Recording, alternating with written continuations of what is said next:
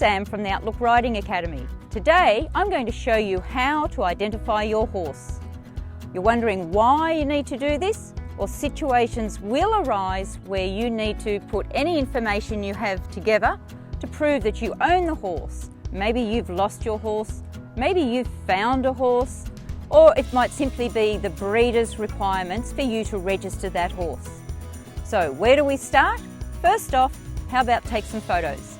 So you can do photos from the near side, the off side, from the back, the front, and from above the horse. Next, we could go to looking at breed. Do you recognise what breed you have of horse? Have you got something small that might be a Shetland? Have you got something large that's possibly a Clydesdale, and has it got feathers on its feet to help you be sure that it belongs to a certain breed that does have feathers? Height-wise, is it a pony, a Galloway, or a Horsehide?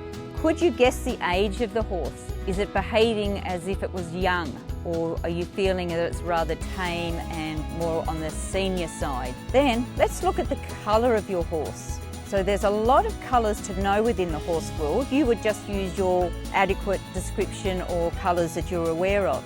Let's look at how you could identify your horse with the white markings on its face. Horses often have a star on the forehead, followed by a stripe. Is there a little bit of white on the muzzle area, the nostril, called a snip? Has it got a large white band of hair called a blaze? Or is the whole face covered in and you have a bald face? White markings also exist on the feet. Right near the hoof you could have a coronet, and working your way up you might have a white pastern, a white sock, a white boot, or stockings, as we'll show you with our little chestnut mare. You could look at the points, which is the tip of the ears and the legs up to the knee and hock. Are they dark? Have they got stripes on them? Don't forget to then move on to the hoof colour. We'll show you how some of our horses have got black hoofs, white hoofs, and they've even got a striped hoof. During the British Army's days of World War I, they even put a brand on the hoof. Obviously that brand will grow out as the hoof grows and will have to be reapplied. Look at the direction of the mane growth. Does the mane fall to the near side, the off side, or does it split? What colour is the mane? Does the mane match the horse's body colour, or is it different? Has the horse got a dorsal stripe that runs along the back? Has the horse got whorls? How many whorls? What direction are they running in? We've talked about feathers on the feet for our large Clydesdale. Can you find any white hairs where the saddle once sat and it's been rubbing? Has your horse got a brand?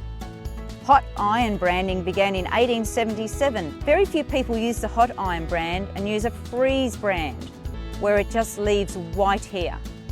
When you use a brand, you use a combination of symbols, letters and numbers. And where on the body relates to what state you've come from, what breed the horse is, and what country you're in. You can have an ID chip high up in the neck. Don't forget also you could take close-up photos of the 4 chestnuts of your horse.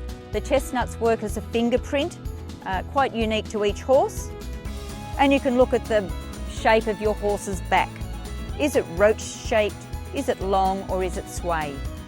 As you can see, there's just so many factors to consider when you want to identify a horse, whether it's your own or something that you have found. So take note, look at the long list in our little description, and viewers, don't forget to like, subscribe and ring that bell, and I'll look forward to seeing you in a week or two. Cheerio!